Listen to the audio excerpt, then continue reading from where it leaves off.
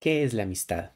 ¿Cómo podemos explicar estas relaciones tan intensas, tan duraderas, a veces tan profundas y tan conmovedoras, que nos llenan profundamente la vida y que a pesar de sus dificultades pueden ser tan intensas o tan cercanas a una relación amorosa, al amor mismo? Quizás son una expresión del amor.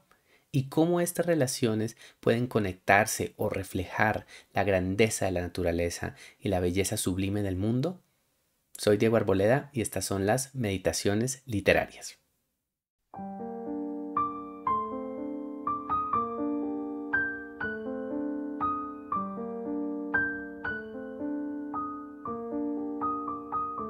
En esta edición de las Meditaciones Literarias quería acercarme a un autor que, si bien sigue siendo muy reconocido, muy famoso, creo que a veces ha sido encasillado un poco bajo una comprensión muy específica de literatura política, literatura comprometida, literatura quizás incluso abiertamente panfletaria, una literatura que se conecta con los desarrollos revolucionarios de Rusia, específicamente después de la Revolución de Octubre de 1917. Se trata de Máximo Gorki, nombre de pluma o nombre artístico de Alexei Maximovich Peshkov. Un autor sumamente importante que empezó su carrera antes de la revolución a finales del siglo XIX y recibió el apoyo directo de autores tan importantes como Chekhov y Tolstoy, y que posteriormente, después de un periodo de exilio o de vivencia en Italia, habría de convertirse en un autor muy célebre inmediatamente durante y después de la revolución que ya mencioné. Es un autor que, insisto, creo yo ha sido a veces injustamente encasillado, visto exclusivamente como un exponente de este universo, específicamente si nosotros tenemos en cuenta el hecho de que este es un autor que fue bastante crítico, bastante polémico, incluso durante el periodo de la revolución bolchevique, y que tuvo una relación sumamente ambivalente con Lenin. Creo yo que es un autor que debemos empezar a reconsiderar de una forma un poco diferente, y creo que es un escritor que tiene una gran calidad y cuya obra merece un amplio reconocimiento estético, no solamente político. El día de hoy quiero hablar de uno de sus primeros relatos, un relato que hace parte de un ciclo de narraciones que hicieron muy famoso a Gorky a finales del siglo XIX, que se trata del ciclo de Los Vagabundos. ¿Sí? Son una serie de relatos que, como dicen su nombre, nos presentan la historia, la vida y obra de muchos vagabundos en distintas partes de Rusia.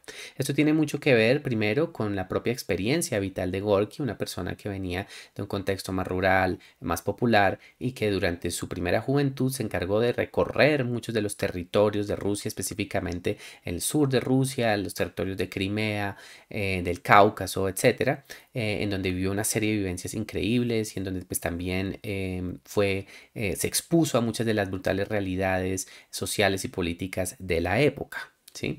Este Gorky es un autor sumamente interesante. Estos relatos de los vagabundos que vamos a explorar aquí son unos relatos también muy fascinantes porque nos expresan también a través de la figura del vagabundo la noción de libertad, cómo nos concebimos nosotros en libertad fuera ya de un marco social específico, fuera de estas pretensiones de cualquier sociedad que nos obligan a quedarnos encasillados en un determinado espacio.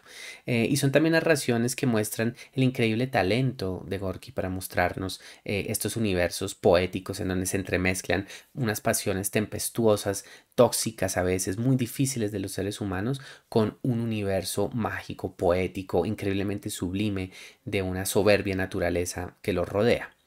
El pasaje que voy a presentar el día de hoy se conecta específicamente o es parte específicamente de un relato llamado Mi compañero. Estos relatos, olvidé mencionar, surgieron o aparecieron principalmente entre los años de 1892 y 1899. Entonces, como digo, vamos a hacer una lectura de un pasaje de Mi compañero, uno de mis relatos favoritos de este autor, y después de ello, como de costumbre, haremos una pequeña reflexión. Gracias.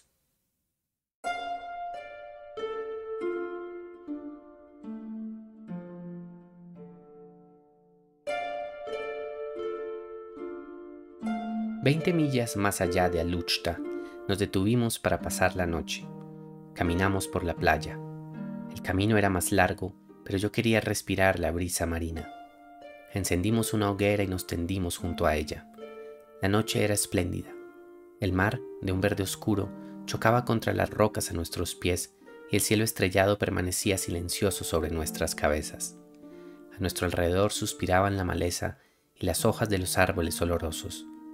Aparecía la luna. Un pájaro cantaba y sus trinos resonaban en el aire, lleno del ruido dulce y acariciador de las ondas, y cuando este sonido hubo cesado, se oyó el agudo chirrido de un insecto.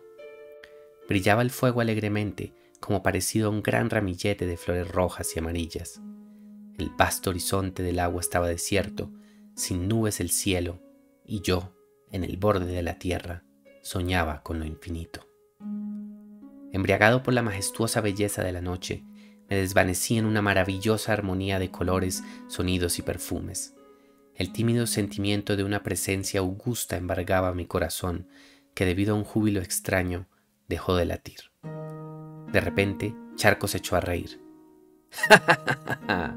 Vaya una cara que pones, pareces un carnero. Me asusté como si un rayo hubiese caído junto a mí. Era peor. Sí, mucho peor. Charco parecía a punto de derramar lágrimas y yo estaba a punto de llorar, mas por otra razón. Sentía como si tuviera una piedra en la garganta y como no podía hablar, lo miraba de un modo que aumentaba su hilaridad.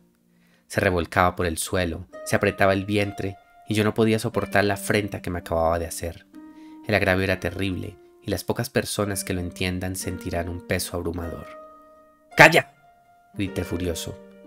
Se asustó, se estremeció, pero no se dominó. Entonces me alejé, fui a la aventura sin pensamiento, devorado por el veneno del aislamiento y de la humillación.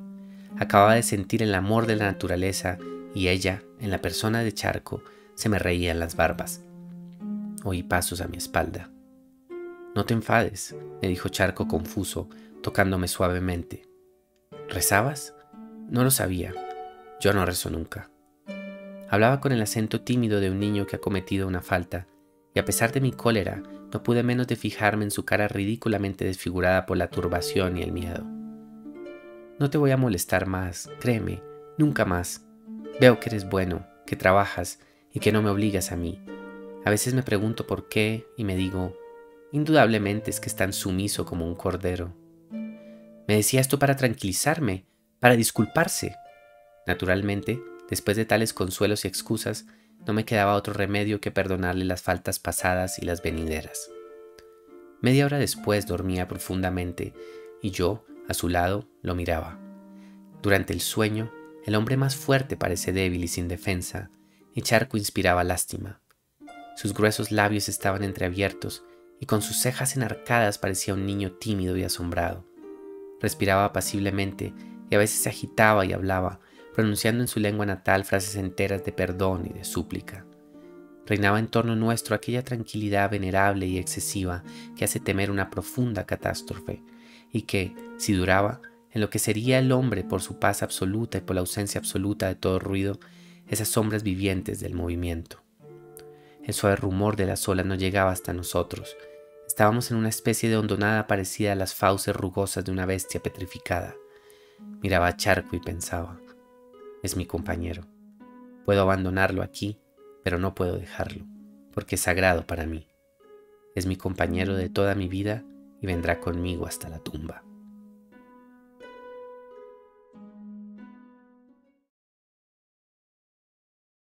Para entender el hermoso pasaje que acabo de leer, me parece muy importante hacer una pequeña contextualización y señalar algunos puntos importantes. Lo primero tiene que ver con el lugar en donde se desarrollan los acontecimientos. Mi compañero, el relato del cual proviene el pasaje que leí ahorita hace un momento, es un relato que se ambienta en el Cáucaso, se ambienta en el norte del Mar Negro, en un espacio natural muy bello, muy hermoso, lleno de vicisitudes, lleno de complejidades, en donde nosotros y los personajes, por supuesto, se van a ver expuestos a todas las inclemencias del clima, valga la redundancia, a todos los excesos de la naturaleza, ya sea el mismo mar, ya sea la estepa, ya sea el desierto, todos estos espacios que son tan importantes y que para los personajes tienen un impacto poético considerable. Espacios que además, dicho sea De paso, es muy importante tener en cuenta que en el momento en el que se escribía este relato se consideraban espacios inhóspitos, alejados y muy, muy separados de ese centro cultural de Rusia, ¿no? Eran esos espacios inhóspitos, esas otredades que sin embargo eran parte del imperio, pero que en muchos sentidos tampoco eran plenamente parte de ese imperio, sino que tenían sus propias culturas, sus propias tradiciones y pensamientos. Creo que aquí ya notamos muchas de esas tensiones políticas y contradicciones que siguen siendo importantes en este territorio y en toda Rusia hasta el día de hoy. Otro elemento importante a tener en cuenta son los personajes. ¿Quiénes son nuestros protagonistas? El relato se centra en dos figuras. Una de ellas es el príncipe Charco, un príncipe georgiano del cual poco o nada sabemos. Él cuenta que se nos presenta como un personaje muy rico que se ha visto arruinado por una serie de engaños, pero nosotros como lectores podemos imaginarnos o preguntarnos si esto es real o si en realidad se trata de un vagabundo, una persona que ha construido toda una ficción alrededor de su vida. Esto nunca quedará del todo claro. Y el otro personaje es quien, por cierto, es el narrador que recuerda o nos narra retrospectivamente lo que le sucedió. Es un narrador en primera persona que se acerca al mismo Gorky, se presenta como Máximo. ¿Sí? Es decir, como si fuera una especie de alter ego o una versión literaria de Máximo Gorky. ¿Sí? Entonces aquí tenemos nosotros dos figuras, dos personas de origen, uno de ellos aparentemente aristocrático, aunque proviene, insisto, de un territorio muy distinto al territorio oficial ruso, y otro personaje de clase popular que sin embargo se desvive, que trabaja en pro de su amigo. ¿Sí? Aquí es donde nosotros vemos el establecimiento de una amistad que es sumamente compleja y no poco tóxica, es bastante, bastante tóxica, es una relación muy contradictoria en donde nosotros vemos que nuestro protagonista se ve atado de una forma que él mismo encuentra sorprendente a este personaje tan fascinante y tan conmovedor que es el príncipe Charco, un príncipe que por cierto es bastante joven, ¿sí? Se nos dice que es un poquito más joven que nuestro narrador. Bueno, habiendo tenido esto presente, ahora sí vamos a explorar un poquito los pasajes, a ver qué podemos, el pasaje a ver qué podemos descubrir. Bueno. Lo primero, bueno, entonces veamos, ya mencioné un poco el espacio, vemos que la escena que vamos a explorar aquí, o que voy a explorar, es una escena nocturna, ¿sí? Una escena en donde los personajes pues están allí caminando, ¿sí? Y sienten esta brisa marina al pie del mar. ¿Sí? Dicen que caminan por la playa. Es un espacio nocturno al pie del mar. Se enciende una hoguera y se tienden junto a ella, los dos amigos. ¿Sí? Una noche espléndida en donde podemos ver todas las tonalidades de un mar muy hermoso, en donde escuchamos las rocas, el cielo estrellado, pues destella en todo su fulgor, suspiran la maleza, las hojas de los árboles olorosos, aparece la luna, un pájaro canta, se escuchan sus trinos, el sonido de las ondas del mar, el sonido el del chirrido de un insecto, el fuego que brilla alegremente, parece un gran ramillete de flores rojas y amarillas, me parece una imagen muy hermosa y un vasto horizonte de agua. ¿Sí? Miren cómo esta es una descripción, ¿sí? Es una mera descripción, pero a través de esta introducción, el narrador nos va introduciendo en el portento y la magia y la grandeza de la naturaleza. Esto es uno de los grandes atributos de Gorky también, una persona que, como les dije, vivió en su propia carne, en su propia piel, a veces hasta el extremo, hasta el dolor, muchos de los extremos de la naturaleza, ¿sí? Y aquí nos lo presenta con todo el aliento épico de una novela de aventuras.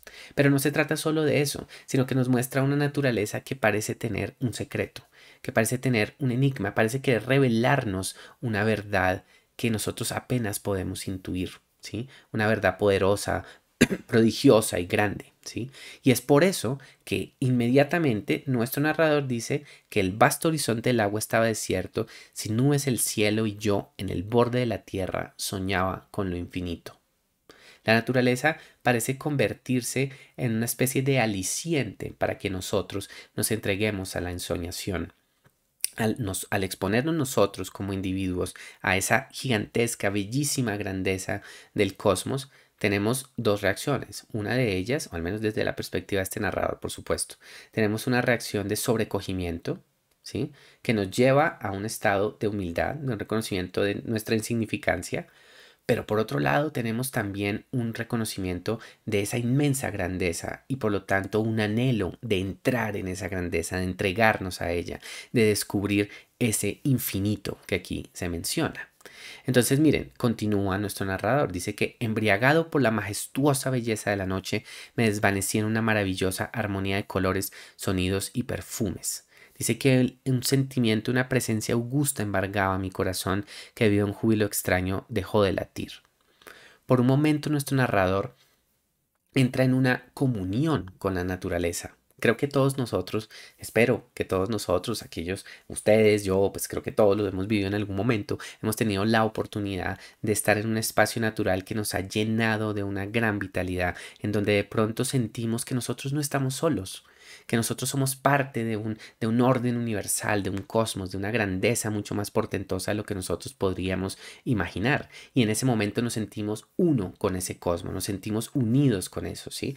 Vean la imagen que aquí se nos presenta. Se desvanece ese yo, ¿sí? Se desvanece el personaje y se entrega una armonía de colores, sonidos y perfumes, una especie de ejercicio sinestético en donde todos los sentidos se entremezclan en una sola gran plenitud. ¿Sí? Creo que, y espero, pues creo que todos hayamos vivido esa comunión en algún momento que nos hace creer en algo sublime, ¿sí? Y además se nos sugiere que hay una presencia augusta, y una fuerza inexpresable. No se define directamente como un dios, aquí no se la quiere mostrar como un dios cristiano específico, como, no sé, un dios de cualquier religión. Tengamos presente, pues, que Gorky fue un escritor ateo que sin embargo quiso encontrar en las almas de los hombres, en el espíritu de la naturaleza, muchos de esos valores religiosos que desaparecían al eliminar a una figura ultraterrena, a un Dios divino. ¿Sí? Entonces creo que aquí, a pesar de que nosotros somos conscientes de que este es un narrador o un personaje que no tiene una creencia directa en una especie de Dios ortodoxo, ¿sí? En un Dios cristiano ortodoxo, sí intuimos una presencia augusta, una presencia sobrenatural y poderosa que lo lleva a este personaje a un éxtasis tal que incluso en ese momento su corazón deja de latir. Ah, qué hermosa imagen, como que en ese momento la emoción es tan profunda que casi parece entregarse a esa muerte que sin embargo es una plenitud, es una grandeza absoluta del cosmos. Maravilloso. Creo que aquí Gorky captura no solamente nuestra capacidad de ensoñación, nuestra capacidad de entregarnos a la grandeza de la naturaleza, sino también la portentosa capacidad del artista para capturar eso, ¿sí? El artista o la capacidad del arte es aquella que surge dentro de nosotros y nos permite descubrir de una forma sensible lo que nos rodea y expresarlo de una forma bella. ¿Sí? Creo que aquí él logra capturar muy bien esa sensibilidad, esa profunda sensibilidad artística que tiene nuestro protagonista y que creo que todos nosotros en mayor o menor medida cargamos dentro de nuestra propia alma, de nuestro propio ser. ¿Sí? Entonces es una imagen muy poderosa y quiero que nos casemos con eso. ¿Sí? La imagen, vean ese crescendo de imágenes, ¿no? Que conducen como a ese éxtasis sublime y casi religioso que tiene nuestro personaje. Y entonces, justamente en ese instante, en donde nuestro personaje está en su mayor momento de grandeza y de entrega a esa otredad, a esa totalidad, nosotros vemos que Charco, el príncipe Charco, se echa a reír, ¿sí? ¿Qué cosa más disonante puede ser que una risa? ¿Sí? ¿Qué cosa más disonante puede ser que una risa en ese momento? ¿Sí? El acto de reírnos ante esa grandeza casi parece blasfemo, ¿no? Por lo que esto simboliza. Entonces este hombre se ríe y no solamente se ríe, sino que le dice a nuestro narrador que parece un carnero, ¿sí? Que parece un idiota, que parece un ser irrisorio, insignificante, absurdo y tonto, ¿sí? Y se muere de la risa, se muere de la risa, ¿sí? Y entonces, obviamente, nuestro narrador o nuestro personaje que ha estado tan profundamente entregado a ese orden cósmico, a esa sensación de unidad, de repente ¡pah!, tiene ese choque muy fuerte y por eso dice que eso es peor que si le hubiera caído un rayo junto a él. Era peor, ¿sí? Mucho peor. El otro hombre se ríe y él solo siente que está a punto de llorar. Preguntémonos un poco por qué. ¿Qué es lo que nos indica esto? Creo que en el caso de nuestro personaje nos refleja también ese salto del cielo a la tierra, ese reconocimiento que aquellos sueños de lo sublime, esa insinuación del infinito, se desvanece de pronto ante lo irrisorio de nuestros sueños, ante la insignificancia de nuestro propio ser. ¿sí? La insignificancia de nuestras propias esperanzas y sueños. Y es algo que este personaje, Charco, se encarga de mostrarle, ¿no? Mostrarle que lo que él consideraba que era sublime para otro es totalmente ridículo, estúpido incluso, lo considera eso, solo un animal, una figura insignificante, obviamente desde la perspectiva de Charco, ¿no? Ya nosotros pues sabemos que los animales son seres portentosos, algunos de ellos muy inteligentes también, pero desde la perspectiva de Charco, por supuesto, pues esto es un insulto, ¿no? Es como una figura menor, un ser tosco y ridículo, ¿sí? Entonces ahí es donde vemos ese inmenso contraste, un contraste que se hace aún más grotesco por el hecho de que Charco no puede dejar de reír y se ríe más y más y más y se revuelca de la risa, se aprieta el vientre, ¿sí? Y este otro personaje siente que ha recibido una afrenta, que ha sido atacado en lo más íntimo. Dice, el agravio era terrible y las pocas personas que lo entiendan sentirán un peso abrumador. Yo quiero hacer una pausa aquí para preguntarles a ustedes también, para que ustedes lo reflexionen, ¿qué es lo que quiere decir esto? ¿Qué es lo que nos trata de presentar este narrador? ¿Qué es lo que quiere que nosotros entendamos? ¿Y por qué sí es efectivamente un peso tan abrumador? Yo creo que en primer lugar podemos pensar que esto es toda una reflexión obviamente sobre la ruptura de ese orden sublime que tenía nuestro protagonista. Ya lo mencionaba yo. Pero creo que lo podemos llevar a un paso más allá. Y es la burla que todos nosotros podemos recibir a nuestros más íntimos sueños, a nuestras más anheladas esperanzas. ¿Sí? Yo quiero aquí que lo pensemos en cualquier contexto. ¿Qué pasa cuando nosotros guardamos dentro de nosotros un anhelo, un sueño, una expectativa que es la que nos da un sentido a nuestras vidas? Y de pronto un personaje, tal vez sin una mala intención, llega y se burla de estos sueños, nos demuestra la pequeñez de estas esperanzas. Aquí hay un choque muy fuerte, hay un reconocimiento de lo fallido de nuestras ilusiones, ¿sí? Y hay un inmenso dolor. No hay nada más doloroso que atacar a nuestros propios sueños, ¿sí? Que alguien destruya esos sueños que en última son también una manifestación de nuestro anhelo de lo sublime, de nuestra búsqueda de algo más grande que nosotros mismos, de ese sueño que queremos que nos lleve hacia algo distinto y algo poderoso. No hay nada más fuerte y más triste que recibir un ataque a esas ilusiones, ¿no creen? Entonces yo siento que aquí, yo creo que eso es lo que nos trata de explicar también aquí Gorky, o bueno, el narrador, este protagonista, es como esta afrenta y este dolor que le genera una inmensa angustia, ¿sí? Y por eso es que de inmediato salta y grita furioso, cállate, ¿cómo te atreves a insultarme así? ¿Cómo te atreves a atacar aquello que antes me hacía soñar? ¿Sí? Es un golpe muy fuerte para nuestro personaje. Entonces, el otro personaje obviamente se asusta porque se da cuenta de que ha tocado una fibra sensible, pero aún así sigue riéndose, riéndose. Nuestro personaje, nuestro narrador, se aleja, profundamente adolorido, devorado por el veneno del aislamiento y de la humillación. Si ven cómo este pasaje, igual que las olas del mar, en ese movimiento musical tan bello que tiene, pasa de un momento de conexión máximo, ¿sí? Con la naturaleza y el cosmos, a un momento, a una cima, a una profundidad de alienación, ¿sí? De tristeza, de desesperación, que él lo describe muy claramente, ¿no? El veneno del aislamiento y de la humillación. Él de pronto siente que ya no pertenece, que ya no es orden, no está conectado con ese cosmos que hace un momento le parecía decir tantas cosas, ¿sí?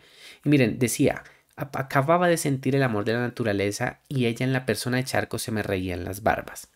Esto es interesante lo que nos dice también sobre nuestro narrador. Primero nos dice ese amor por la naturaleza que creo que ya he escrito y mencionado con detalle. Pero por el otro lado nos dice que Charco para él es la representación de la naturaleza. Aquí podemos entrar en una discusión bastante prolongada que podría expandirse también sobre cómo históricamente se han entendido aquellos que son diferentes a nosotros, aquellos que no pertenecen necesariamente a ese orden de una civilización occidental específica, ¿sí? Sino que pertenecen a una cosmovisión o a una cultura distintas. Aquí nuestro narrador se presenta como un exponente, aunque así sea un exponente popular, muy pobre, de pobre me refiero económicamente, ¿no? No intelectualmente, ni emocionalmente, ni artísticamente, ni a nivel sensible tampoco, pero sí como un hombre que, pues sí, tiene una gran pobreza económica, que se presenta como un representante, ¿no? De este orden occidental, de esta forma de ver las cosas. Y ante él se encuentra un personaje como el príncipe Charco, que es un manifestante o una manifestación de este orden natural, de este otro orden simbólico, ¿sí? En muchos momentos de esta narración se nos muestran cómo el príncipe Charco parece ser un ser mucho más instintivo, mucho más impulsivo, ¿sí?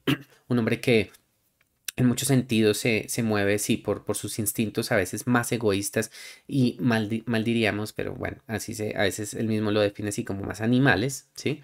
Em, y por lo tanto, creo yo, también para nuestro personaje es por lo tanto una manifestación como de ese orden natural, un orden en el que este personaje, pues el personaje del príncipe Charco, quiero decir, parece sentirse más cómodo. Él ha crecido en medio de estas estepas, de estos lugares, mientras que nuestro protagonista no, ¿sí? Aquí podríamos verlo de una manera ambivalente, ¿no? Esta sección, ¿no? Como por un lado podríamos decir, bueno, aquí hay una simplificación de ese otro, ¿no? Ese otro que se convierte únicamente en una representación de lo natural, un discurso que por lo tanto tendría tintes potencialmente racistas, potencialmente limitantes o simplificadores de una realidad del otro. Pero por el otro lado creo que también nos refleja ese anhelo o ese deseo de libertad, de comprensión de otro mundo que tiene nuestro personaje, ¿sí? Porque al fin y al cabo él es una persona, o nuestro narrador, quiero decir, un narrador que se ha entregado a la búsqueda de la naturaleza, a la búsqueda de lo sublime en la naturaleza, ¿sí? Entonces, bajo esa lectura, la risa del príncipe Charco es también como si le hace pensar, como decía hace un momento, que toda esta grandeza y esta intuición de lo infinito choca con el absurdo de nuestra propia mortandad, con la incognoscibilidad de lo que nos rodea, ¿sí? Creo que la risa de Charco puede ser también cierta, puede ser también diciente, ¿no? Que a veces ante el misterio de la vida podemos solo asombrarnos o reírnos, ¿sí? Una risa que puede ser alegre o amarga ante la incapacidad de comprender lo que nos rodea, ¿sí? En todo caso, bueno, este personaje sufre, ¿sí? Sufre profundamente. Y es en ese momento donde Charco se le acerca y le dice, no te enfades, ¿sí? Y miren que él reconoce de inmediato la importancia mística que tenía este momento para nuestro narrador, porque le dice, ¿rezabas? Yo no lo sabía, yo no rezo nunca. ¿Sí? Este es un hombre que piensa totalmente desde lo material, ¿sí? Está centrado es en su entorno y como dije hace un momento en su propia sobrevivencia de una forma a veces muy egoísta y muy cruel, mientras que nuestro narrador por el contrario está pensando hacia lo divino, ¿sí? Un divino que puede ser la misma naturaleza, que puede ser una fuerza trascendente que no conocemos. Esto otra vez, aquí yo abro el espacio para que ustedes lo reflexionen. ¿Cuál es su relación con lo trascendente? ¿Sí? ¿Cómo lo conciben? ¿A través de un Dios, de una religión establecida o a través de una conciencia intuitiva de la fuerza de la naturaleza o cualquier otra lectura posible? ¿Sí? El punto es que en este caso, pues digamos, Charco reconoce la importancia mística de ese momento y lamenta haberla roto, ¿sí? Y se acerca como un niño, ¿sí? Se nos muestra ahora como una persona inocente, quizás un poco ingenua, y que sin embargo en su inocencia, aunque sea una inocencia cruel, como pueden ser a veces también los niños en su crueldad, en su egoísmo, esta inocencia hace que disminuya un poco esa cólera, ¿sí? Y inevitablemente nuestro personaje, nuestro narrador, se fija en su cara ridículamente desfigurada por la turbación y el miedo, ¿sí? Siente que este pobre hombre se siente confuso y perdido ante algo que él no termina de entender, ¿no? Ante la grandeza de esa emoción tan poderosa que tuvo nuestro narrador y que él no puede comprender a plenitud. Entonces le dice Charco, no te voy a molestar más, ¿sí? Veo que eres bueno, que trabajas. Vean que aquí la alusión también es que el trabajo nos hace mejores seres humanos. Y efectivamente, digamos, eso lo vemos constantemente allí. Nuestro narrador es una persona que está trabajando denodadamente y Charco, que es como digo, una persona muy egoísta y a veces muy descarada, quizás por su origen aristocrático, por esa creencia de ser un ser superior, maltrata a nuestro narrador y espera que todo le sea servido en una bandeja de plata. Él a veces ni siquiera trabaja, ¿sí? En todo caso, bueno. Él define a nuestro narrador como una persona buena porque trabaja y que no obliga al otro a trabajar, ¿no? Eso para él es muy importante. Yo los invito a que si les llama este pasaje, por favor lean el relato completo porque tiene unos episodios teñidos de melancolía, pero que también pueden ser leídos en clave cómica por las relaciones o las interacciones que tienen estos dos personajes, ¿sí? Entonces, bueno, dice ahí nosotros nos preguntaríamos, pues Charco dices como, uy, parece él estar intuyendo también la grandeza de este individuo, la entrega que nuestro narrador hace por él, etcétera, pero él no, solo dice, a veces me pregunto por qué tú no me obligas a trabajar a mí y yo digo, ah, es que es tan sumiso como un cordero. Aquí hay un tema que también es muy poderoso y son las interesantes relaciones de clase que nos expresa Gorky aquí. Gorky, al fin y al cabo, desde el principio de su obra, durante toda su obra, fue un escritor marcadamente político, una persona a quien le interesaban mucho estas relaciones de poder entre los individuos. Y aquí hay una dinámica sumamente interesante. Yo ya mencionaba hace un momento que Gorky, o el narrador más bien, se presentan como un representante, como una figura que proviene de esa civilización occidental, ¿sí? Esa mal llamada civilización, ¿eh? Mientras que Charco es, por lo tanto, en cambio, un príncipe, ¿sí? Un príncipe georgiano viene de otro territorio. Y en ese choque nosotros vemos algo muy interesante y es que lo que podríamos decir que pasa originalmente como un presunto poder que podría tener una figura perteneciente a este orden civilizatorio occidental es por el contrario humillada y puesta en un segundo plano por una persona de origen o que dice ser de un origen aristocrático que considera por lo tanto que los seres humanos están divididos claramente en una jerarquía en donde él está en una punta y los demás están abajo y por lo tanto los que están abajo deben rendirle pleitesía a los que están arriba. Así lo ve el mundo, así ve el mundo el príncipe Charco y por eso es que para él toda esta situación pues es explicable, ¿sí? Que su compañero, lejos de ser una persona abnegada, entregada, una persona con una capacidad para la intuición de lo sublime y lo trascendente, es un ser sumiso como un cordero que está allí para servirlo. ¿Sí? Ahí se muestra la gigantesca brecha de clase y las dificultades de una comunicación intercultural, ¿no? Que ese es otro gran logro de la obra de Gorky en este relato, particularmente el de mostrarnos las dificultades del diálogo entre dos mundos y dos culturas que dicen ser parte de un mismo país, pero que por el contrario, o que se nos revela que son muy distintos, ¿sí? Y yo creo que esto es una realidad que aplica a cualquier sociedad. Ciertamente a la nuestra. La sociedad colombiana es una sociedad llena de contradicciones, llena de culturas muy diversas en donde a veces dicha comunicación puede ser compleja, puede llevar a retos importantes, ¿sí? Entonces creo que aquí también lo vemos. Obviamente nuestro narrador se asombra, se ríe, pues porque el otro lo vea, lo siga viendo como un ser sumiso y patético y dice que, "Oh, me decía esto para tranquilizarme, imagínense, señores lectores." Pero él, en su infinita generosidad también, y porque entiende pues que para el otro personaje así es como funciona el mundo en esta pirámide jerárquica, él no puede sino relajarse, ¿sí? No le queda otro remedio que perdonar las faltas pasadas y las venideras. Nosotros podríamos argumentar que tal vez nuestro narrador es demasiado generoso, ¿no? El otro se ha burlado visceralmente de sus creencias y él lo ha perdonado. Y eso se suma, insisto, una serie de episodios crueles, egoístas que el príncipe Charco ha cometido antes y cometerá después de este pasaje contra contra nuestro narrador. Pero es inevitable pues que nos posicionemos en la situación de ellos. Dos personas que se encuentran en la más abyecta miseria, ¿sí? Que están siempre al borde de morirse de hambre, que deben luchar cada día por un mendrugo de pan, por su mínima sobrevivencia. Y es en ese momento en donde nosotros entendemos el poderoso enlace que se establece ante ellos, ¿sí? Que se establece entre ellos. Ese enlace inescapable en donde la necesidad los convierte en un solo ser, ¿sí? Los obliga a unirse, a unir fuerzas para tratar de sobrevivir. Y es aquí, precisamente, donde nosotros creo que es importante que veamos o que tengamos como más presente la importancia de la amistad, ¿sí? ¿Por qué la amistad resulta aquí importante? Entonces, observemos esta última sección, esta última parte del pasaje. Nuestro príncipe se queda dormido y nuestro narrador lo observa. Veamos que en el sueño, primero se nos dice que en el sueño hasta los más fuertes parecen ser los débiles, ¿sí? Parecen inspirar lástima. Aquí se nos señala con claridad entonces que el príncipe Charco es una figura que, lejos de ser tan poderosa, ser tan superior como es que nos quiere presentar, es otro ser humano, ¿sí? Un ser humano que está unido al otro ser humano a través de esas necesidades básicas, como en este caso lo es el sueño, ¿sí? El sueño se convierte en ese gran unificador entre estos personajes, ¿sí? En este elemento que nos permite ver esa otra cara de indefensión de un personaje que puede ser burlón, que puede ser cruel, que puede ser perverso, que puede creerse superior cuando esté despierto, pero que en este momento parece, como se nos dice aquí, un niño tímido y asombrado, ¿sí? Otra vez, es un personaje que en su ignorancia o en su inocencia tal vez, o en su forma de ver las cosas, pues también parece un niño, ¿sí?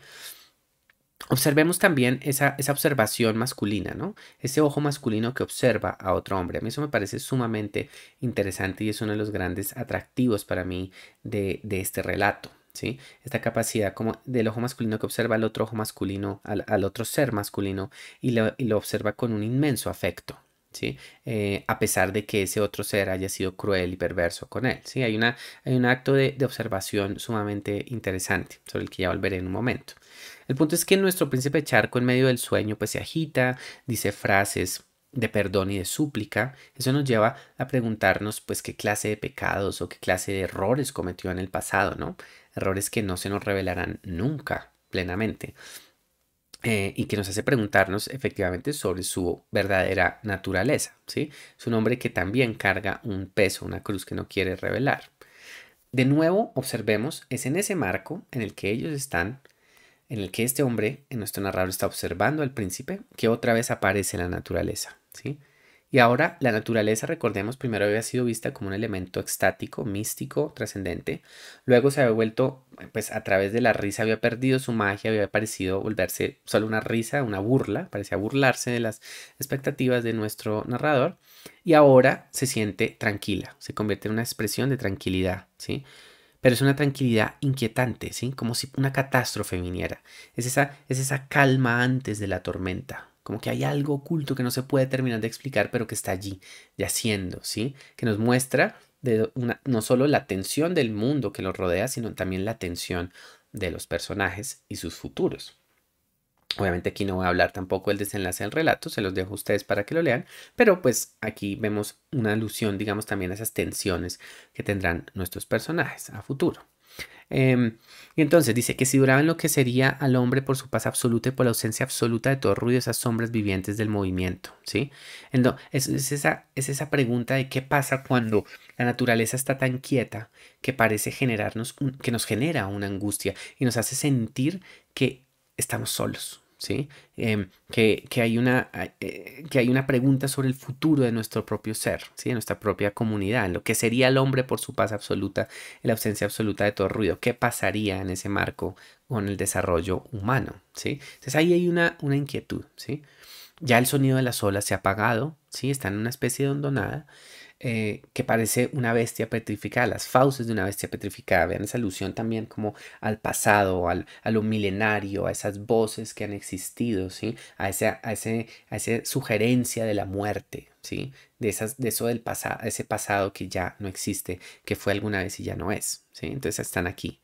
Y es allí donde nosotros llegamos, entonces la naturaleza, y eso me parece muy bello, muta constantemente en sus simbolismos y se convierte en un elemento tranquilo, sí, pero incognoscible, ¿sí? Una fuerza que no podemos en nuestra insignificancia racional, emocional, en la brevedad de nuestras vidas y de nuestros sueños, conocer a plenitud.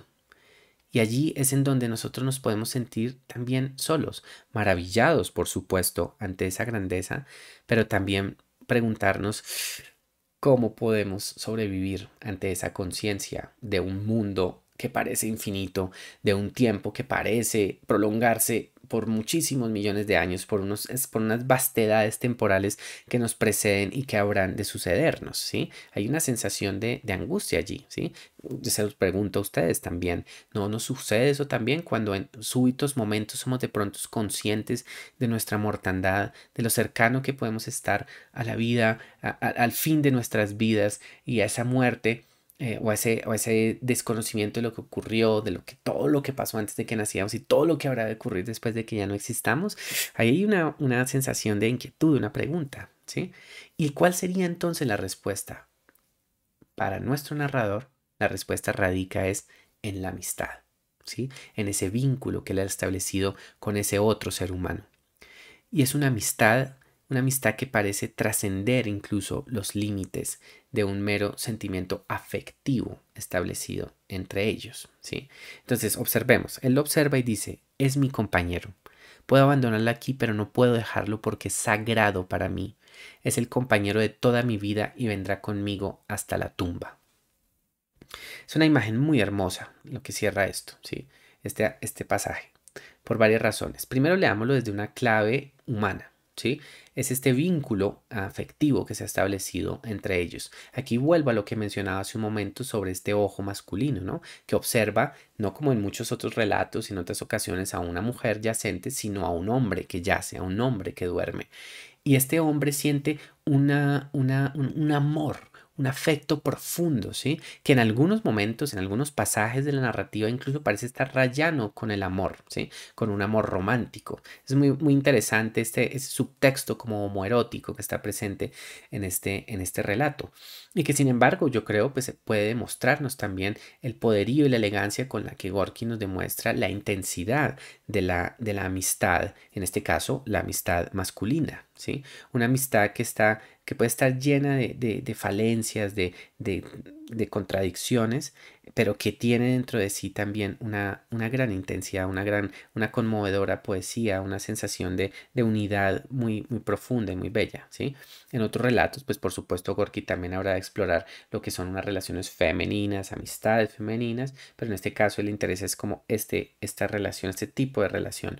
Una relación que ya yendo más allá de hombres, mujeres, escapando de estas diferenciaciones de género, es una relación que creo que todos sabemos puede tener unas ambivalencias, ¿sí? Todos aquellos que hayamos tenido amistades muy profundas sabemos que la amistad es una sensación muy honda, muy profunda, que cala muy hondo y que en muchas ocasiones pues tiene la intensidad de una relación afectiva, una relación amorosa, ¿sí? Hay una sensación de un vínculo muy profundo y conmovedor que puede que no esté mediado por un vínculo físico, sexual, corporal, pero que sí tiene un vínculo emotivo muy hondo, ¿sí? Que parece irrompible y que en algunos casos incluso sobrepasa las limitaciones o los tiempos más breves de un amor romántico, ¿sí? De un amor de pareja, un amor sexual. Es muy bello eso, es muy interesante. Entonces aquí podríamos argumentar que por un lado pues existe como esa admiración y esa fascinación que siente nuestro personaje a nivel individual, es decir, entre él como Máximo Gorki, narrador, ¿sí?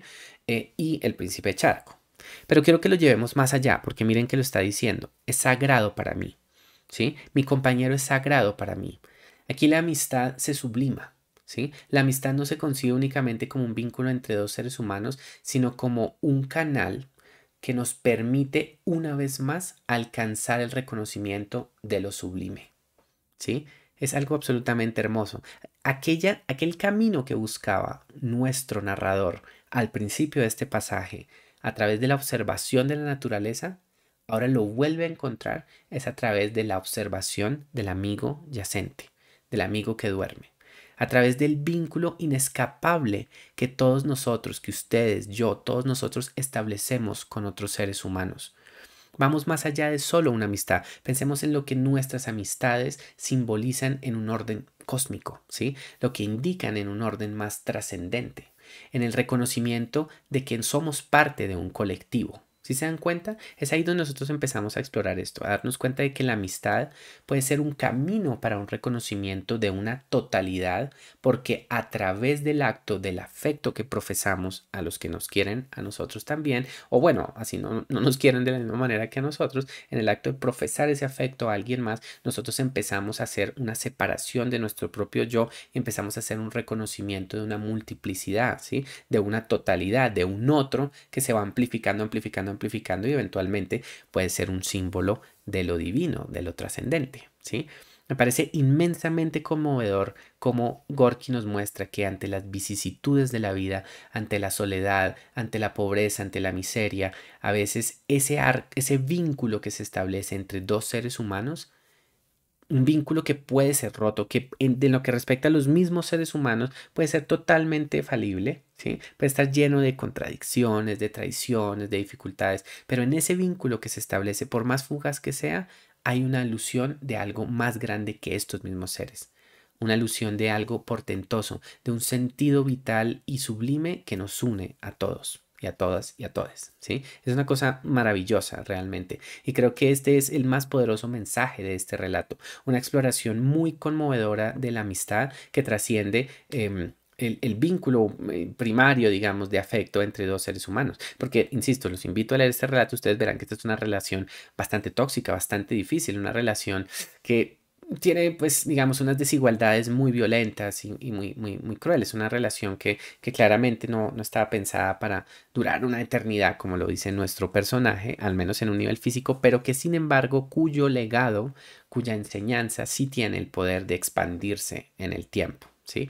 Hay una muy bello reconocimiento de parte del autor de la importancia de la amistad, más allá de si dicha amistad, de si una amistad específica cumple todas las características necesarias para hacerla excelente o maravillosa. La amistad en su trascendencia es lo que aquí le lleva o le permite a nuestro narrador una vez más reencontrar esa paz y reencontrarse con lo trascendente. Cosa verdaderamente hermosa, ¿no les parece? A mí me conmueve muchísimo eso. Em, y bueno, pues digamos, así es como terminamos nuestro pasaje del día de hoy. Espero que lo hayan encontrado tan interesante como yo. Y quería cerrar, digamos, con una reflexión sobre cómo Gorky, justamente, como mencionaba en la introducción, a veces ha sido considerado como un autor representativo, panfletario, incluso de una serie de valores socialistas, comunistas incluso, ¿sí? Etcétera. Y efectivamente, más posterior a la escritura de este relato, él habría de volverse un importante exponente de estos intereses y discursos políticos. Pero yo quiero resaltar también el profundo humanismo que él tiene, un humanismo que creo yo fue el que lo llevó a hacerse tan cercano a Chekhov y que le dio siempre una fuerza extraordinaria como narrador, ¿sí? Es una manifestación mucho más profunda, siento yo, de un sentir espiritual entre dos seres humanos que sin embargo está teñido de una serie de contradicciones políticas y sociales sumamente complejas y que conducen eventualmente a una serie de situaciones, pues que no, obviamente no me quiero centrar aquí para no tirarme en el relato.